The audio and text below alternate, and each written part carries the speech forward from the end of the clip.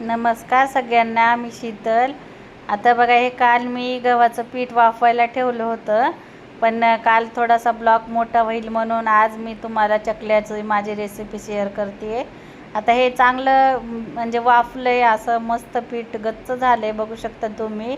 आता त्याला सोडून चांगलं असं एकदम बारीक म्हणजे फोडायचं आणि जास्त जाड असल्यामुळं काय करायचं, त्याला मिक्सरमध्ये थोडंसं काढून घ्यायचं आणि मग नंतर त्याचा उंडा मळायचा आपल्याला. तुम्ही बघा पुढं मग मी काय करते ते. हे बघा, आता काय केलं मी, थोडेसे असे तुकडे तुकडे करून घेतले, तर पण चांगलंच गच्चा असल्यामुळं काय करायचं, थोडंसं मिक्सरमधून काढून घेते मी.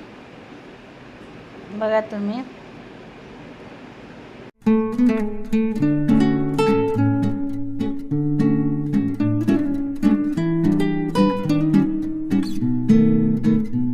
हे बघा, आपण ते मग पीठ चाळून घेतलं मिक्सरमध्ये काढून. आता त्यामध्ये काय काय टाकले? चटणी टाकली, तिळ टाकले, मीठ टाकले, लसूण टाकला, जिरे टाकले.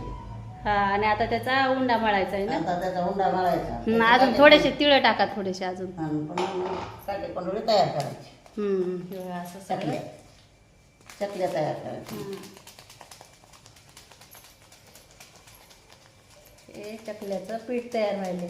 आता याचा छान असा उंडा मळायचा, एक तर पातळ पण नाही आणि घट्ट पण नाही, असा मीडियममध्ये उंडा मळायचा, म्हणजे आपल्या सोऱ्यात अडकलं ना पाहिजे असा.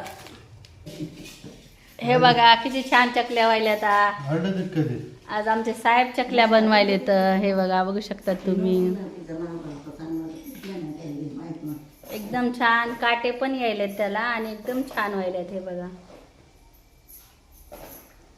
इकडे सासूबाईंनी पानं आणलेत हार बनवायला, फुलं आणलेले आहेत. हे बघा, अशा मस्त चकल्या व्हायल्यात. बघा, आमची लाईट गेली इथं म्हणून थोडं तुम्हाला कलर हे दिसत असेल. हे बघा किती सुंदर अशी चकली होत आहे. बघा, हे बघा,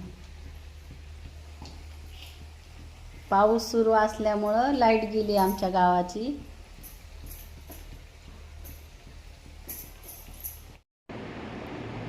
चला मग, कशा वाटल्या तुम्हाला चकल्या माझ्या आमच्या पद्धतीने बनवलेल्या? नक्की सांगा. आवडल्या तर करून बघा. आणि मग मला पण माझे व्हिडिओ तुम्हाला जर आवडत असेल तर लाईक करा, शेअर करा आणि सबस्क्राईब नक्की करा. नवीन असल्यामुळं मला सपोर्ट करा.